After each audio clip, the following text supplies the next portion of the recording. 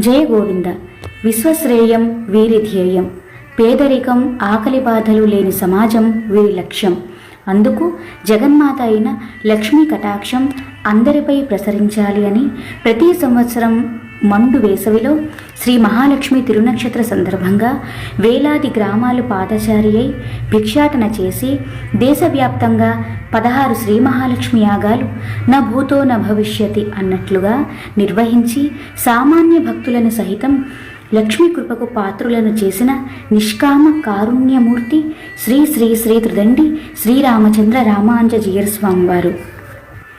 మానవులు తరించడానికి సులభమైన భక్తి మార్గంతో పాటు విశిష్టమైనది శరణాగతి అని, గోవిందుని ఆశ్రయించి శరణు కోరితే అన్నీ ఆయనే చూసుకుంటాడు అని తమ ప్రవచనాలలో దివ్య సందేశాన్ని అందించిన శ్రీ గోవిందజీయర్ స్వామివారి అమృత వాక్కులు ఎందరినో ప్రభావితం చేసి తరింపచే